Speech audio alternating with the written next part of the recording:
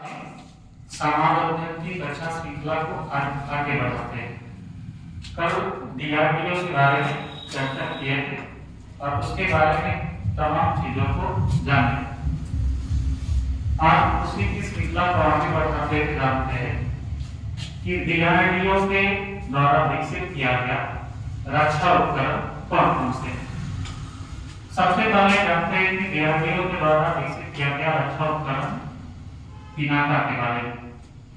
तो पिनाका एक rocket system है जो एक बार में कई लक्ष्यों को भेज सकता है।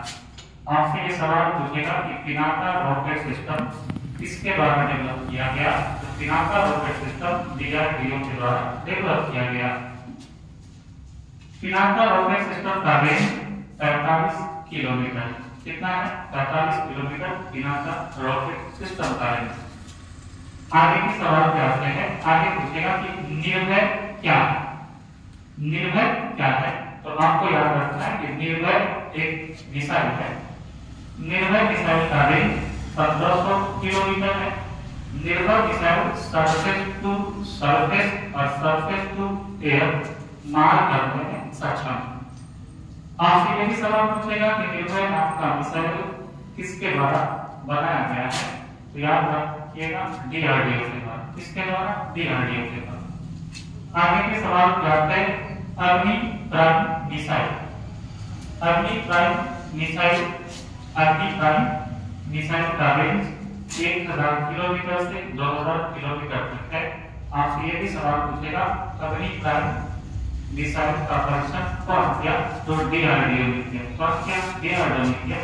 आपसे ये पूछेगा अग्नि प्राइम मिसाइल कहां से कहां मार सकता है। तो Agni prime missile surface to surface सतह से मार सकता है। अग्नि मिसाइल सीरीज आज काफी आगे बढ़ चुका है। अग्नि प्राइम मिसाइल तक लॉन्च हो चुके हैं। अब आपको यहाँ पे एक और बात याद में रखना है। आपसे पूछेगा कि अग्नि सीरीज के मिसाइल का पहला परीक्षण कब किया गया था। तो अग्नि सीरीज मिसाइल का पहला परीक्षण किया गया था 1989। अग्नि मिसाइल सीरीज का पहला परीक्षण कब किया गया था? 1989 में। और अग्नि मिसाइल को भारतीय सेना में वर्ष 2004 में शामिल किया। अग्नि मिसाइल को भारतीय सेना में कब शामिल किया गया? वर्ष 2004 में। आगे एक और मिसाइल को याद रखना है। BL-7 missile. कौन सा मिसाइल? BL-7 missile. आपसे ये भी सवाल पूछ सकता है कि BL-7 क्या है। तो आप याद रखना BL-7 मिसाइल है जो सरफेस टू एयर मार करने में सक्षम है। आपसे कभी-कभी BL-7 का फुल फॉर्म भी पूछ लेगा। आप याद रखिएगा vertical launch range surface to air missile. क्या याद रखना? BL-7 का फुल फॉर्म होता है vertical launch short range surface to air missile. तो आपको यहाँ याद रखना है डीआरडीओ का 4 प्रमुख रक्षा उपकरणों के बारे में। कौन-कौन? तो सबसे पहले आपको याद रखना है पिनाका, निर्भय, अग्नि और BL-7। कल की कक्षा में जैसा कि बता चुके थे डीआरडीओ के बारे में बताया कि डीआरडीओ का वर्तमान में अध्यक्ष समीर V मोहम्मद है। डीआरडीओ का पूर्व अध्यक्ष G सतीश रेड्डी थे। डीआरडीओ की स्थापना को भी बता दिए थे कि डीआरडीओ की स्थापना 1 जनवरी 1958 हुई थी और इसका मुख्यालय नई दिल्ली में है। डीआरडीओ का मुख्यालय कहाँ है? नई दिल्ली में। ठीक। अब डीआरडीओ के द्वारा विकसित रक्षा उपकरणों को देखिए। आगे और चीजों को देखते हैं। कुछ और महत्वपूर्ण रक्षा उपकरण। कई बार आपके एग्जाम में सवाल आता है कि अपाचे हेलीकॉप्टर किस देश का है। तो याद रखिएगा वैसे सवाल आते हैं, उसी को आगे देखते हैं। सबसे पहला सवाल है हेलिना क्या है। तो याद रखिएगा हेलिना एक टैंक रोधी मिसाइल है जो भारत में निर्मित किया गया है। ठीक। हेलिना क्या है? एक टैंक रोधी मिसाइल है जो कहां बनाया गया? भारत में। आगे दो चीजों को याद में रखना है। चिनूक हेलीकॉप्टर को और अपाचे हेलीकॉप्टर को, ये दोनों अमेरिका में निर्मित हेलीकॉप्टर है। चिनूक और अपाचे कहां का है? अमेरिका का। हेलिना कहां का है? इंडिया का। आप याद रखिएगा हेलिना इंडिया का है 220 मिसाइल है, चिनूक और अपाचे हेलीकॉप्टर है जो यूएसए में निर्मित है। आगे बढ़ते हैं, बराक एक क्या, आपको याद रखना बराक एक सरफेस टू एयर मार करने वाला मिसाइल है। आपसे ये भी सवाल पूछेगा कि बराक एक का निर्माण कौन किया है, तो डीआरडीओ और इजराइल ने मिलकर बराक एक का निर्माण किया। ठीक, तो याद रखिएगा बराक एक सरफेस टू एयर मार करने वाला मिसाइल है। आगे आके आईएनएस वेला के, आपसे पूछेगा आईएनएस वेला किस देश के द्वारा बनाया गया, तो फ्रांस के द्वारा बनाया गया है और ये स्कॉर्पिन श्रेणी की फ्रंट आईएनएस का मतलब होता है इंडियन नेवल शिप। आगे और बढ़े तो आईएनएस करवली जो पूरी तरीके से स्वदेश निर्मित है, इसका निर्माण भारत में किया गया और ये भी स्कॉर्पिन श्रेणी का फ्रंट। हाल फिलहाल में आप देख रहे हैं आईएनएस विक्रांत की चर्चा के बारे में सुन रहे हैं, उसका भी आगे तक के वीडियो बनाएंगे भारत का बाहुबली आईएनएस विक्रांत के बारे में। आगे और चलते हैं राफेल। तो आपको पता है राफेल फ्रांस की कंपनी के द्वारा डिसॉल्ट कंपनी के द्वारा बनाया गया एक लड़ाकू विमान है जो पूरी तरीके से लेटेस्ट वर्जन से लैस। अब आपको मिराज भी याद रखना है क्योंकि मिराज 200 का इस्तेमाल पुलवामा अटैक के बाद भारत के द्वारा किए गए बालाकोट एयरस्ट्राइक में किया गया। आप याद रखिएगा कि मिराज 200 का भी संबंध कहां से है, फ्रांस से, और मिराज 200 भी एक फाइटर प्लेन है, लड़ाकू विमान है जो फ्रांस की कंपनी के द्वारा बनाया जाता है। आप यहाँ पे ये याद रखिएगा कि बालाकोट एयरस्ट्राइक का कोड नाम क्या था, तो बालाकोट एयरस्ट्राइक का कोड नाम था ऑपरेशन बंदर, जो भारतीय वायुसेना के द्वारा मिराज 2000 द्वारा बालाकोट एयरस्ट्राइक को अंजाम दिया जाता है। ठीक, आगे और चलते हैं, आपसे पूछेगा S-400 एयर डिफेंस सिस्टम किस देश के द्वारा बनाया गया है, तो S-400 एयर डिफेंस सिस्टम रूस के द्वारा बनाया गया है। ठीक, और हाल फिलहाल में S-500 एयर डिफेंस सिस्टम का भी परीक्षण रूस के द्वारा किया गया है। तो आपको यहाँ से तमाम चीजों को याद रखना है। आपसे पूछेगा S-400 एयर डिफेंस सिस्टम किस देश का है, तो रूस का। S-500 एयर डिफेंस सिस्टम किसका है, तो ये रूस का। आगे पूछेगा पिनाका क्या है, तो याद रखिएगा पिनाका रॉकेट सिस्टम क्या है, रॉकेट सिस्टम है, यह भी भारत के द्वारा बनाया है। आगे चलिए पाइथन 5 क्या है, याद रखिएगा पाइथन 5 की एक मिसाइल है जो एयर टू एयर काम करता है। पाइथन 5 मिसाइल का निर्माण इजराइल के द्वारा किया गया है जो भारत के अपने लड़ाकू विमान तेजस से लॉन्च किए जा सकते हैं। याद रखिएगा पाइथन क्या है, तो एयर टू एयर मार करने वाला मिसाइल है जो किस देश के द्वारा बनाया गया, इजराइल के द्वारा। आप याद रखिएगा इजराइल के बारे में और भी तमाम चीजों को जानना होता है। जैसे हम पढ़ेंगे पाइथन 5 मिसाइल एयर मार करते हुए किस देश के द्वारा निर्मित है, तो इजराइल के द्वारा। यहाँ पे पढ़े बराक एक में कौन मदद किया गया है, इजराइल। ठीक, अब देखिएगा इजराइल का भी एक ड्रोन स्वदेशी ड्रोन रक्षा उपलब्ध है, उसे आयरन डोम के नाम से जानते हैं। ये सारी चीजों के बारे में आपने चैप्टर में सुनते आए होंगे जब इजराइल और फिलिस्तीन के बीच विवाद बढ़ता है। ठीक, तो यहाँ पे उसी के जैसा तकनीक भारत ने स्वदेशी रूप से डेवलप किया है जिसका नाम क्या है, इंद्रजाल। आप याद रखिएगा इंद्रजाल क्या है, तो स्वदेशी ड्रोन रक्षा गुंबद। हालांकि इंद्रजाल मिसाइल से भी रक्षा करता है। ठीक, तो यहाँ तक की चीजों को याद रखिएगा। चलिए एक बार रिपीट करते हैं। हैविना क्या है, तो टैंकरों की मिसाइल है जो भारत के द्वारा निर्मित है। चिनूक और अपाचे क्या है, लड़ाकू हेलीकॉप्टर है जो यूएसए के द्वारा निर्मित है। बराक डीआरडीओ और इजराइल की मदद से बनाया गया है जो सरफेस टू एयर यानी स्थल से हवा की सतह से हवा में मार करता है। आईएनएस बेला फ्रांस के द्वारा निर्मित है जो स्कॉर्पिन श्रेणी का पनडुब्बी है। आईएनएस करवली स्वदेशी रूप से भारत में निर्मित है जो स्कॉर्पिन श्रेणी का पनडुब्बी है। राफेल की चर्चा बार-बार आप इस चैप्टर में देखते आए। राफेल किसका लड़ाकू विमान है, तो फ्रांस का लड़ाकू विमान। मिराज भी फ्रांस का बड़ा विमान है। मिराज का इस्तेमाल बालाकोट एयरस्ट्राइक के समय देख चुके हैं। ठीक, आगे S-400 और S-500 ये भी काफी चर्चा में बना रहता है। ये रूस के द्वारा निर्मित एयर डिफेंस सिस्टम है। S-400 रूस के पास था, इसलिए S-500 का ऑपरेशन ऑस्ट्रेलिया और रूस के द्वारा किया गया। ठीक, आगे पिनाका को बताएंगे रॉकेट सिस्टम है फ्रॉम पिनाका जो भारत के द्वारा निर्मित है। टाइटन 5 मिसाइल है जो हवा से हवा में मार करता है, अभी तेजस से भी लॉन्च किया जा सकता है। ठीक, आगे इंतजाम क्या है तो स्वदेशी ड्रोन रक्षा गुंबद है। ये के बताया इजराइल का ही एक ऐसा स्वदेशी ड्रोन रक्षा गुंबद कौन है तो याद रखिएगा आयरन 2 कौन है आयरन 2। ठीक, इजराइल के बारे में लगातार चर्चा करते थे, आइए इजराइल के बारे में जानते हैं।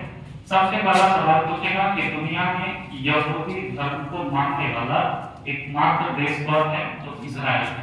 तो याद रखिएगा यहूदियों का देश कौन है इजराइल। यहूदियों का देश कौन है इजराइल है। इजराइल स्वतंत्र रूप से विश्व पटल पे 1948 में उभर कर आता है। यहूदियों का एकमात्र देश कौन है इजराइल। आप ध्यान रखिएगा यहूदियों के पूजा स्थल को सिनेगॉग कहा जाता है। क्या कहा जाता है सिनेगॉग। ठीक, और यहूदियों के पवित्र पुस्तक को तोरा कहा जाता है। क्या कहा जाता है तोरा।